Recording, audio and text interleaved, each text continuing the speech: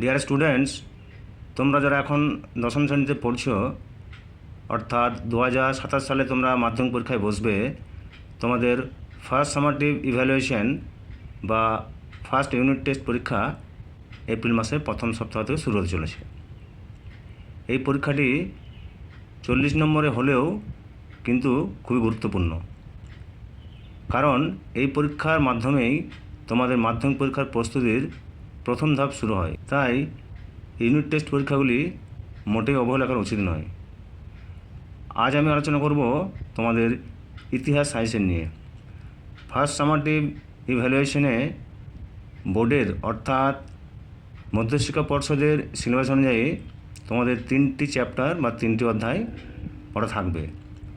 প্রথম অধ্যায়টি হলো ইতিহাসের ধারণা, দ্বিতীয়টি হলো সংস্কার, বৈশিষ্ট্য, পর্যালোচনা এবং তৃতীয়টি হলো প্রতিরোধ ও বিদ্রোহ, বৈশিষ্ট্য বিশ্লেষণ।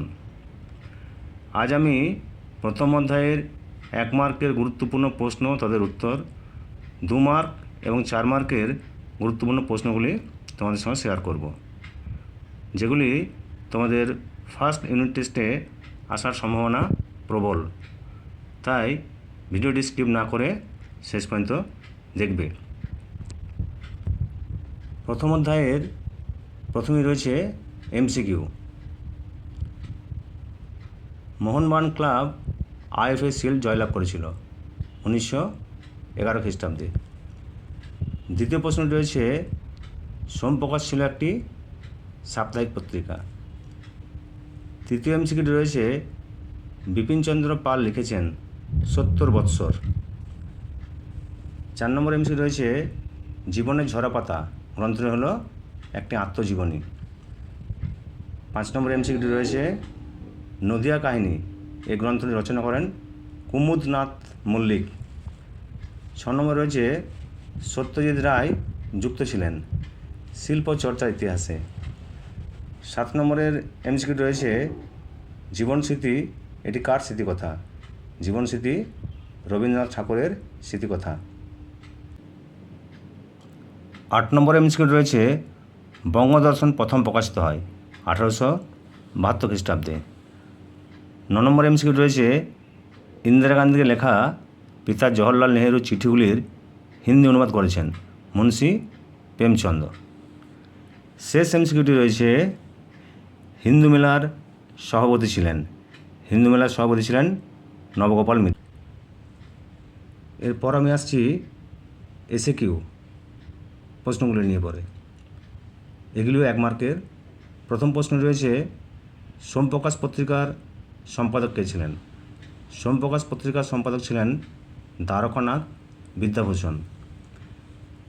2 নম্বর এসকিউ রয়েছে, ভারতে কোন বছর রেলপথ প্রবর্তিত হয়?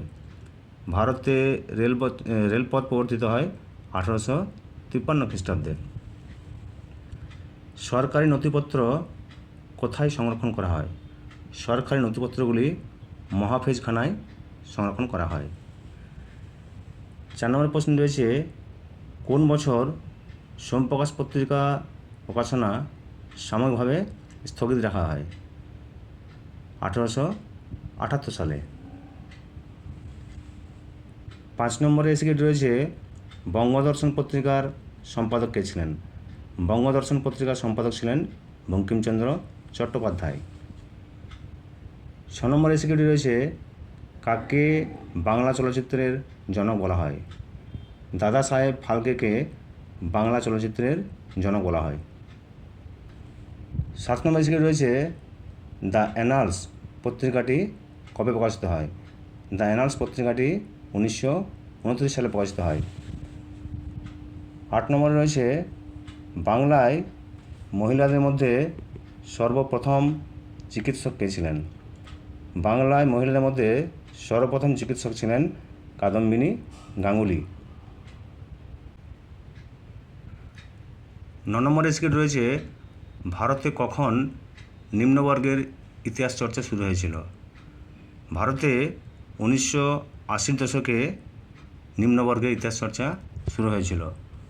10 নম্বর এসকিউ রয়েছে, কোন সময় থেকে ভারতে নতুন সামাজিক ইতিহাস চর্চা শুরু হয়? ষাটের দশক থেকে ভারতে নতুন সামাজিক ইতিহাস চর্চা শুরু হয়।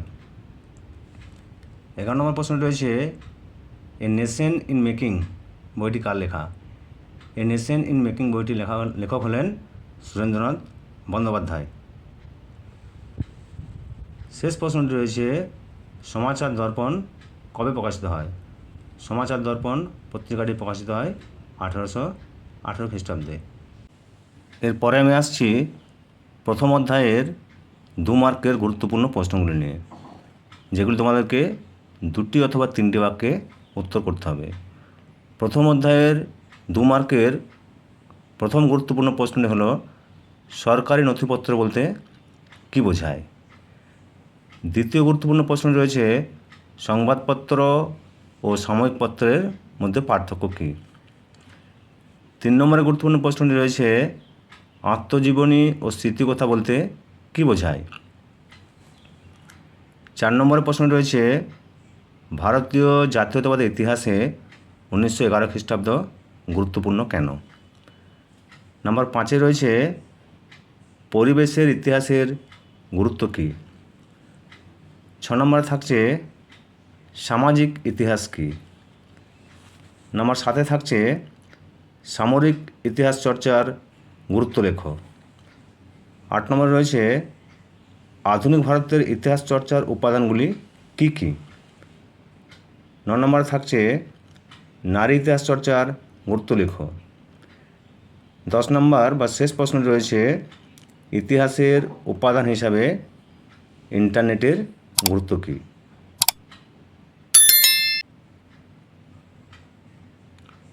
এরপরে আমি আসছি 4 মার্কের গুরুত্বপূর্ণ প্রশ্নগুলি নিয়ে। এই প্রশ্নের উত্তরগুলি তোমাদেরকে 7 বা 8টি বাক্যে করতে হবে। প্রথম প্রশ্ন রয়েছে নারী ইতিহাস চর্চার বৈশিষ্ট্যগুলি আলোচনা করো। দ্বিতীয় গুরুত্বপূর্ণ প্রশ্ন রয়েছে বঙ্গদর্শন পত্রিকার মাধ্যমে তৎকালীন বঙ্গ সমাজে জাতীয়তাবাদের প্রসার কীভাবে ঘটেছিল? 3 নম্বরের গুরুত্বপূর্ণ প্রশ্ন রয়েছে আধুনিক ভারতের ইতিহাসের উপাদান হিসাবে জীবনস্মৃতি ও জীবনের ঝরাপাতার গুরুত্ব লেখো। 4 নম্বর প্রশ্ন রয়েছে নতুন সামাজিক ইতিহাস চর্চার বৈশিষ্ট্যগুলি উল্লেখ করো।